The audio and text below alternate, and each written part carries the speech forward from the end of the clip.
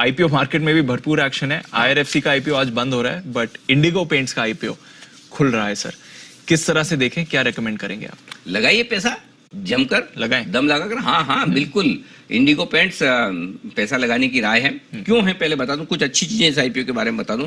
पहली चीज तो ये कि रेवेन्यू और प्रॉफिट की ग्रोथ पिछले अगर 3 सालों की आप देखिए, बहुत इंप्रेसिव, बहुत बढ़िया है जी।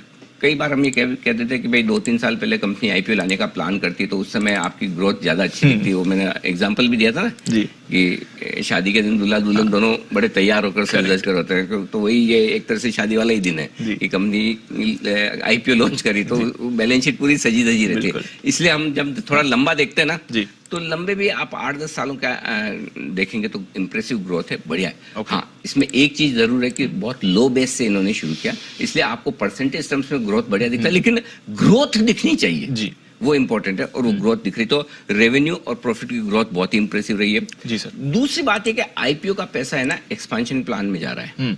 तो ये एक्सपेंशन प्लान में जो थोड़ा सा ऑफर फॉर सेल है इनके पी इन्वेस्टर्स सिकोया की तरफ से, बट बाकी एक्सपेंशन प्लान में जा रहा है। और मेरे लिए इस आईपीओ में स्ट्रांगली पैसा लगाने की जो राय है, उसके पीछे सबसे बड़ा कारण ये है, जो आईपीओ का पैसा आकर एक्सपेंशन में जा रहा है। तो अब आप ये कहेंगे बहुत सारे आईपीओ आते हैं सर, उसका पैसा एक्सपेंशन में जाता है, तो इसमें ऐसी नई बात क्या है? नई बात है। क्यों? अभी पीपी, जिसको हम एक तरह से आप ये समझ लीजिए कि एसेट्स, इस कंपनी की एसेट्स जो है वो करीबन 142 करोड़ के आसपास की है। इस एक्सपेंशन प्लान जो 150 करोड़ का है, उसके बाद एसेट्स लगभग दुगुनी हो जाएगी, 292 करोड़ जी, राइट। बढ़ी हुई एसेट्स पर अगर आप रेवेन्यू गिने, अभी की रेवेन्यू पर जो लगभग 5 गुना के आसपास आ रहा है, 5-5.5 गुना का रेवेन्यू आपका इस पर आया, तो आपका सीधा रेवेन्यू डबल हो रहा है जी। और इसीलिए तीसरा पॉइंट जो मैंने लिखा कि विस्तार के बाद इसके वैल्यूएशंस बहुत आकर्षक हो जाएंगे। अभी आप पिछले 3 क्वार्टर के वैल्यूएशंस देखेंगे तो आपको लगेगा अरे भाई, ये वैल्यूएशन के मामले में क्या एशियन पेंट्स जितना दे देंगे, क्या बर्जर जितना देंगे, कंसाई नेरोलैक जितना देंगे।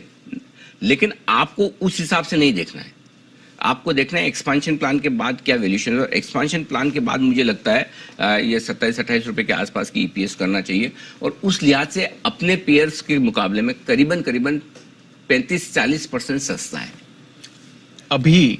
हाँ, 35-40%। तो मेरे हिसाब से लिस्टिंग पर 35-40% की गुंजाइश है। हाँ। तो सर ये जो बाजार के एक कंसर्न है कि थोड़ी एक्सपेंसिव वैल्यू है, एक्चुअली वैसा नहीं। प्रॉब्लम क्या है दीप? इसमें प्रॉब्लम है ना, मैं चाहता हूँ इस पर सेबी भी ध्यान दे। क्या है, एक जमाना था जब है ना आईपीओ आते थे कंपनी के, तो आईपीओ में होता ये था कि तब कंपनियां प्रोजेक्शन देती थी अगले 3 साल 5 साल का, कि हम ये करेंगे वो करेंगे, और पता चला वो देखकर इन्वेस्टर्स पैसा लगा रहे हैं, होता कुछ नहीं था, और बाद में कंपनियां गायब डूब गई है। ये नहीं मतलब ये बोले ना कि हमने ये सोचा था, ये हो गया। आपके पास बहाने तो बहुत हैं कि कोविड आ गया था, कि कभी ये हो गया था, कभी इकोनॉमिक स्लो डाउन आ गया, तो उसमें इन्वेस्टर्स लालच में फंस जाते थे कि इतनी बढ़िया परफॉर्मेंस, तो सेबी ने वो बंद कर दिया, विच वॉज गुड। लेकिन अभी इशू क्या है, अभी होता है कि अभी कंपनियां ना अपने प्रोजेक्शन नहीं दे सकती। लेकिन ये प्रोजेक्शन किसको नहीं दे सकती? आरएचपी में नहीं आता, आरएचपी में नहीं आएगा। कंपनियां जब मीडिया से बात करेगी तब नहीं आएगा। लेकिन जब 1-on-1 मीटिंग सारे बड़े इन्वेस्टर्स के साथ होती है, फंड्स के साथ होती है, वहां सब बताते हैं वो 3 साल 5 साल ये करेंगे वो करेंगे। अरे नहीं तो कोई फंड पैसे कैसे लगाए? मुझे एक चीज बताओ, एक फंड मुझे बता दो जो अगर पिछले 3 साल के वैल्यूएशन देखकर इंडिगो पेंट्स में पैसा लगा पाए।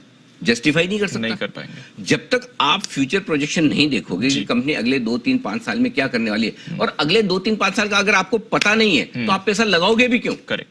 तो मुझे लगता है अब ये वक्त आ गया कि वापस, पहले जमाना अलग था, टेक्नोलॉजी नहीं थी, इंफॉर्मेशन इतनी पास नहीं होती थी, अब जमाना अलग है।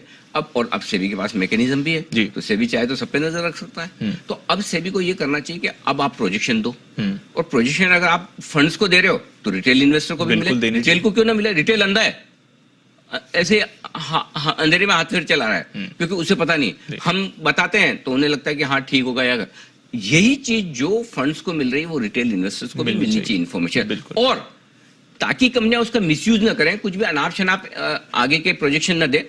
उसके लिए मॉनिटरिंग सिस्टम बना दो जी, और कड़क मॉनिटरिंग सिस्टम होना चाहिए सेबी की तरफ से, कि अगर कोई प्रमोटर कुछ भी बोल के निकलने की कोशिश करे पकड़ा जाएगा।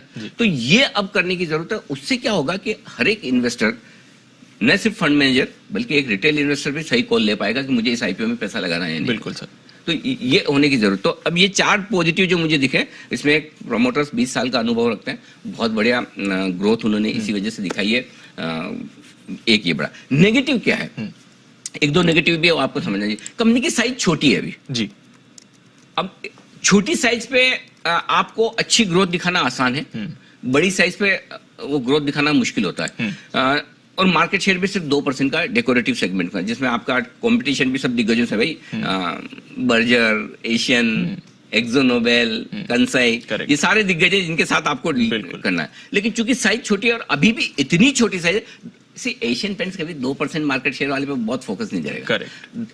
अगर ये 2% है, 3% हो गए मार्केट शेयर, इनके लिए 50% जंप है। करेक्ट। एशियन पेंट्स को फर्क नहीं पड़ता। इसलिए छोटे होने के बावजूद इनके लिए ग्रो करने की जगह है जी, इसलिए ये मुझे पसंद है। और दूसरा है कि हिस्टोरिकल वैल्यूएशन देखेंगे आप, पुराने डेटा तो आप पैसा लगा ही नहीं पाएंगे, आपको लगेगा अरे भाई इतना महंगा। तो मैं ये कहूंगा कि जो इनका पूरा का पूरा एसेट बेस डबल होने जा रहा है, जो एक्सपेंशन प्लान होने जा रहा है। अच्छा, इसके बाद डेट फ्री भी हो जाएगी कंपनी जी, ये आईपीओ के बाद। तो आपके डेट फ्री हो गए, एसेट्स डबल हो गई, आपके रेवेन्यूज डबल हो जाएंगे, प्रॉफिट शानदार होगा, मुझे अच्छा लगता है। तो आप अच्छे लिस्टिंग गेन के लिए जरूर लगाएं, अच्छे लिस्टिंग गेन के लिए जरूर लगाएं। और लॉन्ग टर्म लिस्टिंग के बाद देख लेंगे, मतलब इसका मतलब मैं ये नहीं कह रहा कि पहले दिन बेच के निकल जाना है। अगर बहुत अच्छे गेन्स मिलेंगे और तब वैल्यूएशन अगर कंपेरेबल हो गए एशियन पेंट्स के साथ, तो हम सेल कॉल भी दे देंगे कि चलिए आप प्रॉफिट बुक कर लिए। लेकिन फिलहाल आप पहले दिन पैसा कमाने के लिहाज से भी लगाइए। बिल्कुल सर। एक पॉजिटिव तो आपने मेंशन ही नहीं किया, धोनी।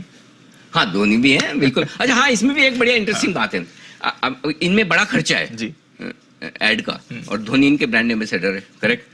अब ये आईपीओ लाने के बाद उन्हें रखेंगे नहीं रखेंगे मुझे नहीं पता, हाँ। चलो मान लिए रखेंगे, लेकिन एक तो ये कि अभी जो सेल्स है, अभी जो प्रॉफिट है, उस पर धोनी को उतने ही पैसे दें। अच्छा, धोनी की कॉन्ट्रैक्ट तो मेरे ख्याल से सेल्स और प्रॉफिट पे नहीं होगी, उनकी तो फिक्स होगी। तो सेल्स आपके डबल हो जाए, पैसे उतने ही लगे ऐड के, हाँ, तो वो भी फायदा है, आपके खर्चे बच रहे हैं, करेक्ट। तो वो मार्जिन आपके सुधर रहे हैं, मार्जिन बेहतर हो सकते हैं। तो मार्जिन इंप्रूवमेंट का स्कोप है, रेवेन्यू और प्रॉफिट इंप्रूव होने का स्कोप है, मुझे बढ़िया लगती है। तो फ्यूचर प्रोस्पेक्ट्स पे देखें तो बढ़िया कंपनी है, बिल्कुल। तो ये है पूरा आईपीओ मार्केट की स्ट्रैटेजी, पैसे लगाएं अच्छी लिस्टिंग गेन्स के लिए। इंडिगो पेंट्स जिसका आईपीओ आज खुल रहा है।